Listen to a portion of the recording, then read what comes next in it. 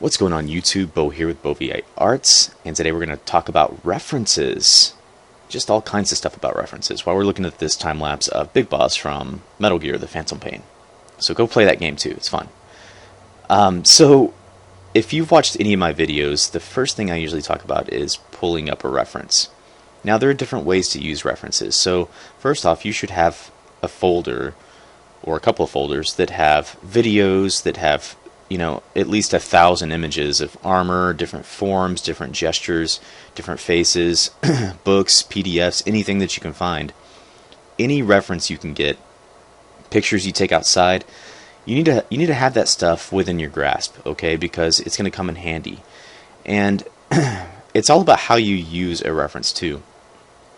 So in this instance, I've been using, the past several videos, you'll notice that I have been copying something exactly to a T, as close as I can get, making a couple of minor adjustments here and there whenever I feel like that it won't take away from, proportion or anatomy or anything like that. So right now, I'm trying to get down a style that I'm not used to, and that's going to be like a super rendered kind of 3D look, and I just haven't had a lot of experience with that, so I'm using this reference to enable me to learn how to do that.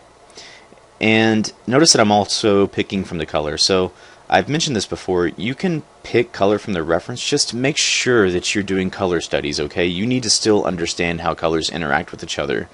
But the purpose of this is to just exercise my ability to match something and to render it really well. So when does it become wrong to use a reference? So the moment that an artist takes a copied piece of art and tries to pass it off their own is that moment that they've crossed into really bad territory, okay? Copyright infringement and fraud.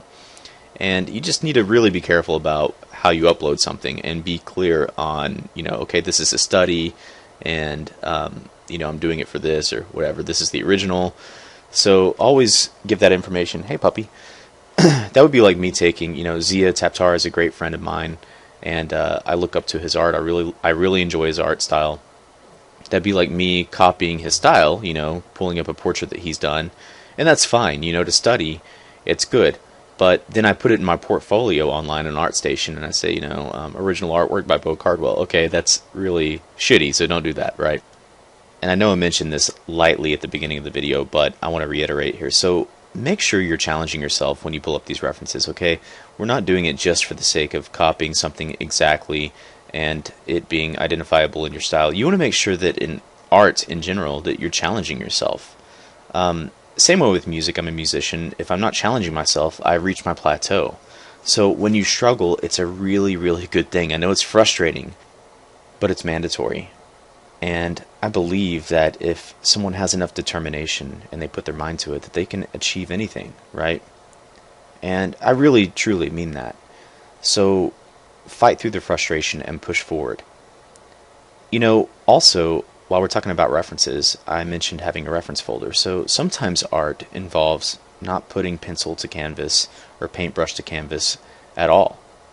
Sometimes it means taking several hours out of your day and pulling references up and saving them and looking at them and analyzing, or stepping outside and going for a walk. That's my new favorite thing to do. I'm stuck in front of a computer screen all day, so I'll go for a 2 or 3 mile walk, to the park. And on the way, I look at the horizon. I look at how focused things are in the distance, or how unfocused they may be, or how blurry they are. I look at how, the horizon gets lighter as I look towards the top of the sky. It gets darker, things like that. I just observe. I observe nature, and I kind of take it all in, and I really think that kind of helps with you understanding perception and distance and foreground, background, midground. I think it helps tremendously. So maybe also spend a day and pull together some references, not just on the web, but step outside, pay attention, and I really encourage that behavior. The last thing I want to talk about is my Patreon. So go visit my Patreon in the link below and become my patron today.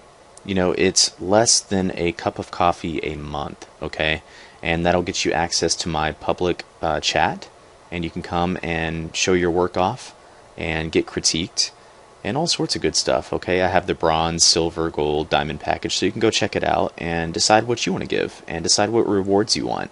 And it really helps me out a lot. It's really motivating and encouraging, and I can't believe I already have patrons that are doing that for me, and I just appreciate that. So Gamma Trap, Daniel, and Jared, thank you so much, and I look forward to having more patrons and continued support, guys. Thank you all very much. I hope you enjoyed the video, and there's more to come very soon, okay?